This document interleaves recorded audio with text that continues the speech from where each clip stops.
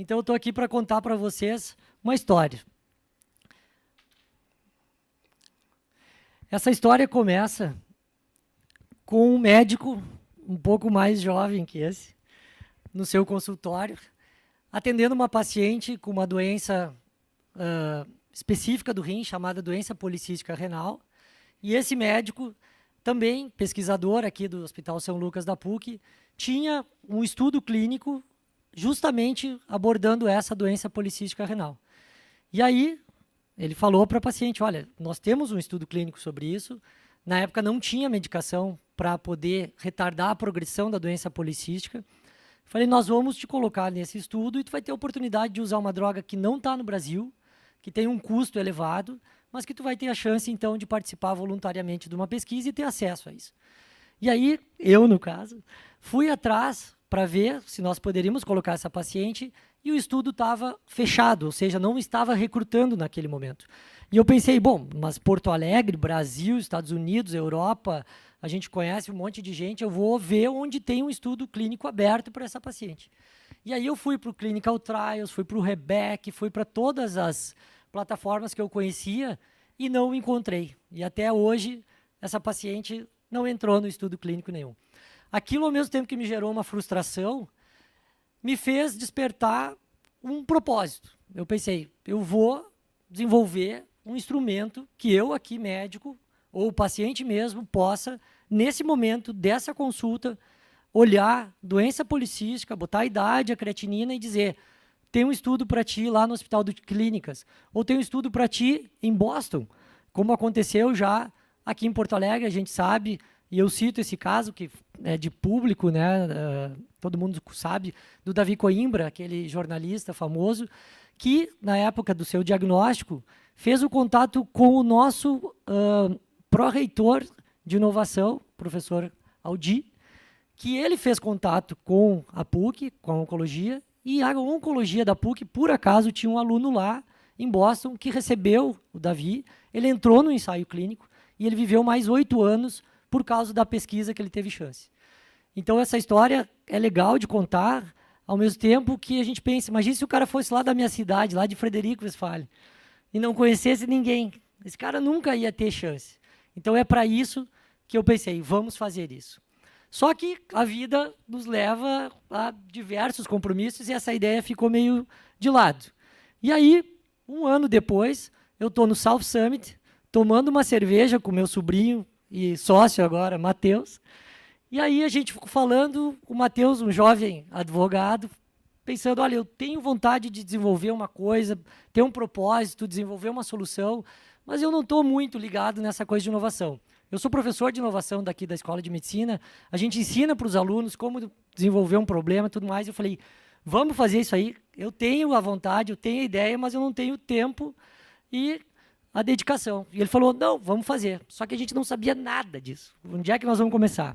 E aí a gente entrou no Startup Garage, que é esse programa, né, que a gente chama de Trilha da Inovação. A Flávia está aqui para nos prestigiar hoje, que é a gestora aqui do Tecnopuc, e a gente pode chegar com uma ideia, simplesmente, no Startup Garage, e dizer, olha, eu quero desenvolver isso. E lá a gente foi, então, treinado, né, e ambientado para como desenvolver uma ideia, como ver se isso tem, se para em pé, afinal. E a gente foi até a final da apresentação e fomos contemplados com um prêmio que era justamente ser desenvolvidos, porque nós precisávamos dessa solução, aqui na AGES, que é uma agência de projetos da Faculdade de Tecnologia, onde a gente entrou com o nosso case e eles se propuseram com os alunos, então, a desenvolver a primeira versão da nossa plataforma. Só que aí, um ano depois, contra o vento, aqui a Juliana, te pegamos contra o vento, e a Roberta, nos encontramos também no South Summit. Roberta, minha colega, nefrologista de formação, gestora do Taquini, Juliana com ampla experiência em pesquisa, em escrever papers, trabalhando no LACOG, com uma ideia muito próxima desse propósito, de juntar pacientes à pesquisa clínica e poder proporcionar esse tipo de tratamento. Na época, elas tinham a Idea Health, que era a avó da Juliana, né? Mãe da senhora, do Tupá, que legal, mãe do pai dela, que teve uma neoplasia de mama, né, Juliana? E também precisou um tratamento e que naquele momento pôde ter essa oportunidade. E aí a gente conversou e disse, olha, tu tem a visão do médico, a gente tem a visão da gestão, a gente pode se juntar.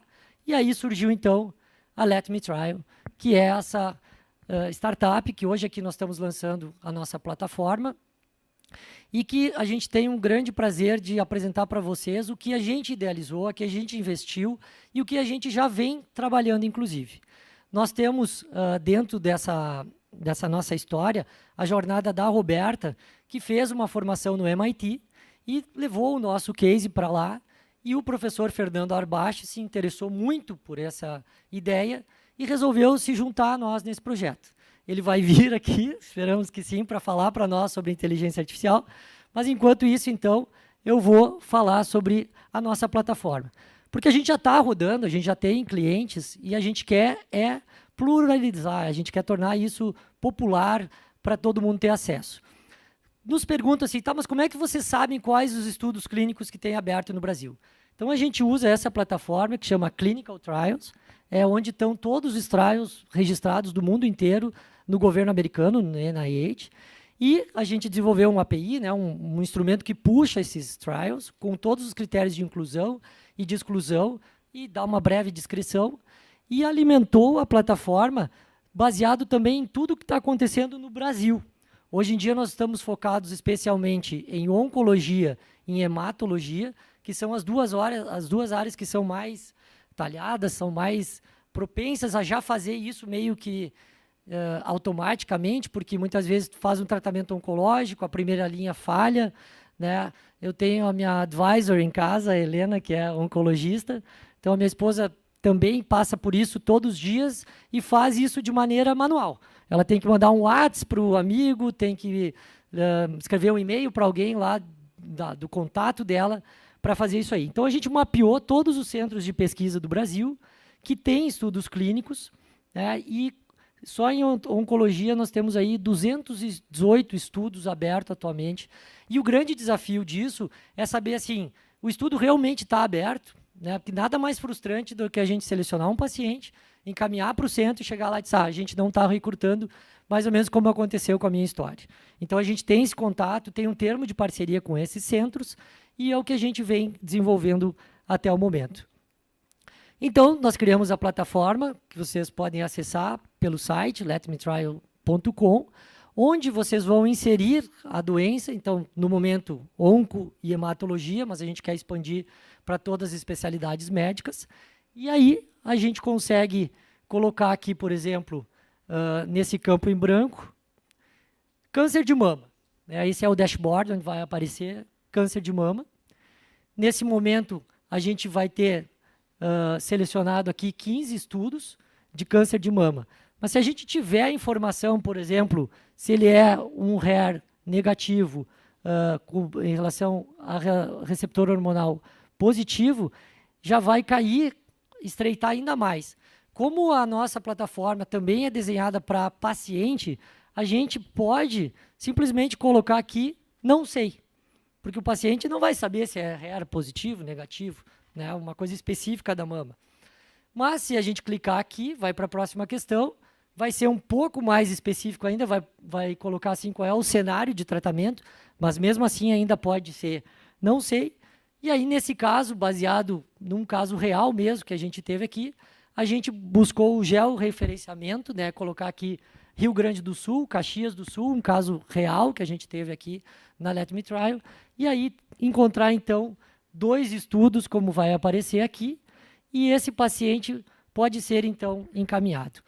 Uma das coisas que a Helena primeiro me falou foi o seguinte, se vocês colocarem o médico fora dessa equação, isso não vai adiante, porque ninguém vai encaminhar para vocês, e eu me coloquei no lugar e, realmente, eu não quero perder o paciente, né, eu não quero perder o segmento desse paciente, eu quero continuar acompanhando com ele, saber o que está acontecendo. E é isso que a gente passou. O Matheus é advogado, então cuidou de toda essa parte de concordar, né, em participar do estudo, em consentimento, né, para poder ir adiante em relação a isso. Então, com o consentimento do médico, que não é tirado da equação, e do paciente, a gente consegue pegar esse caso, fazer uma revisão e ver questões técnicas, inclusive, para que ele chegue no centro de pesquisa com o maior índice de assertividade possível. Já revisamos lâminas, por exemplo, né, da patologia, já fomos atrás de imunistoquímica que faltava e a gente conseguiu bons resultados até o momento. Bom, mas outra coisa que a gente aprendeu também nessa jornada de inovação é que uma ideia pode ser linda, maravilhosa, mas ela não para em pé se a gente não tiver um plano de negócio. E para isso, a gente está aqui com o Maurênio Stort, através do escritório dele, da M-Stort Negócios e Resultados, que também abraçou a nossa ideia e juntou as nossas dores, digamos assim, para construir o nosso plano de negócio. E o nosso plano de negócio prevê principalmente 4 atores. O principal, claro, é o paciente. É quem vai ser beneficiado, é quem vai ter uma nova chance. Mas também o médico, partindo da minha dor, vai poder ter uma alternativa para o paciente, poder oferecer um estudo que não estava no radar. Além disso, aqui atrás vai ter os centros de pesquisa que também precisam pacientes para recrutar, precisam pacientes para entrar nos estudos clínicos. A própria indústria farmacêutica também precisa daqueles estudos que são patrocinados pela indústria, porque pode ser patrocinado pelo SUS, por exemplo, que também vai estar aberto. Eles precisam ter pacientes para usar a medicação, né, e controlar o que está acontecendo. E, por fim, as operadoras de saúde, que é essa visão que a Roberta, a Juliana e a Maria Carolina trouxeram para nós. Por quê? Porque as operadoras de saúde, hoje em dia, estão cada vez com maior dificuldade de sustentabilidade financeira.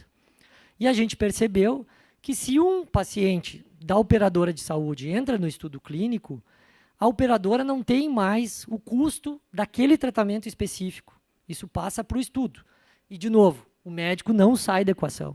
Ele continua consultando com aquele médico que indicou, ele continua sabendo se o paciente internou ou não, só que a partir daquele momento, enquanto o paciente estiver no estudo, as despesas são cobertas pelo estudo clínico. Então a gente pensou, bom, nós temos uma relação de ganha-ganha, né, como o Maurênio diz, é bom para todo mundo. E isso nos deu mais coragem e mais ânimo para ir adiante. Então, o primeiro ator que eu trouxe aqui é o médico.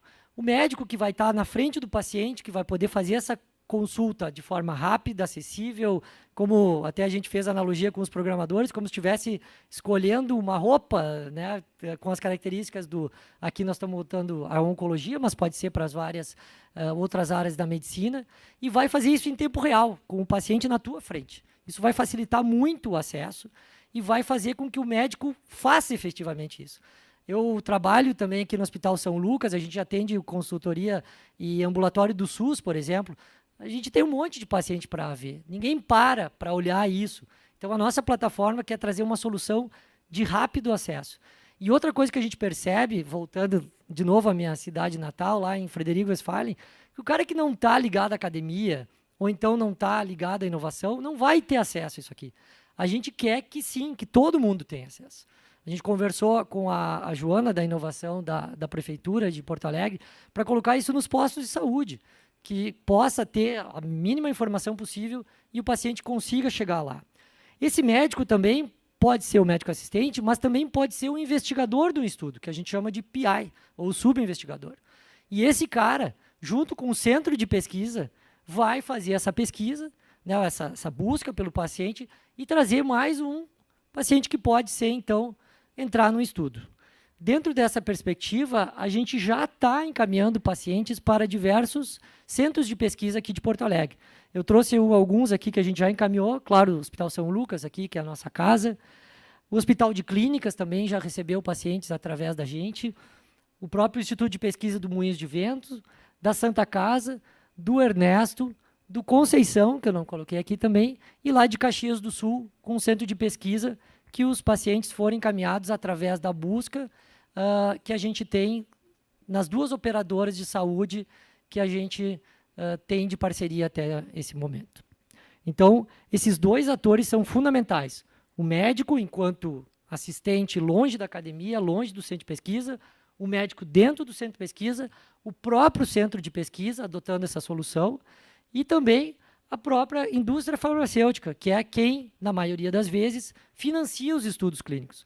Eu sou investigador principal também de alguns estudos em nefrologia, e sempre que vem um feasibility para mim, né, para preencher se nós temos pacientes, têm interesse de participar do estudo, eles perguntam assim, qual é a estratégia que vocês têm para captar paciente? E aí a gente fica, pois é, veja bem, vamos botar no jornal, vamos botar no Instagram. A gente quer que essa solução seja embarcada já no projeto, que já tenha lá a indústria farmacêutica, possa colocar isso e entregue para o PI, dizendo, olha, nós temos uma plataforma de busca, uma solução que vocês vão espalhar aqui por todo São Lucas ou por todo Clínicas, e vocês vão usar essa plataforma para captar paciente. Eu, como PI, me sentiria bem feliz se chegasse para mim desse jeito. Bom, além disso, nós também queremos ser parceiro dos estudos PROAD-SUS, né, que a gente sabe que são financiados pelo governo, a gente participa também. Então, não é só indústria farmacêutica privada, também do SUS a gente quer abordar. E, por fim, as nossas duas operadoras que nós estamos trabalhando até o momento, né, que é a Unimed Vale do Caí e Unimed Serra Gaúcha, agradecer a eles, inclusive, por acreditar no projeto e já está conosco há algum tempo, especialmente através da Maria Carolina, nossa sócia, hematologista, que a gente conseguiu fazer com que eles mantivessem a parceria dos médicos. Esses médicos, no momento que submetessem o tratamento à operadora, aceitassem que isso fosse revisado e oferecesse uma alternativa de tratamento. Para aqueles médicos que concordam juntamente com o paciente, nós conseguimos revisar vários pedidos de tratamento e chegamos nessa publicação aqui que nós estamos mandando para esse congresso de farmacoeconomia no Canadá, agora durante esse ano de 2025. Claro que o trabalho, quando a gente pega todas as guias que são emitidas para revisar, vocês vão dizer, meu Deus, isso é um trabalhão, porque isso nós estávamos fazendo de maneira mais manual. Agora, com a nossa solução, isso vai ser mais automatizado. E aí nós chegamos, depois de revisar todo esse número de guias, ao número de 7 pessoas que nós conseguimos impactar diretamente na vida delas, no momento em que, efetivamente, entraram no ensaio clínico. Essas 7 pessoas são muito gratas a nós, a gente é muito grato à Unimed e a quem acreditou por confiar nisso, e claro que hoje em dia tudo é sustentabilidade financeira, né? Se fala muito nisso.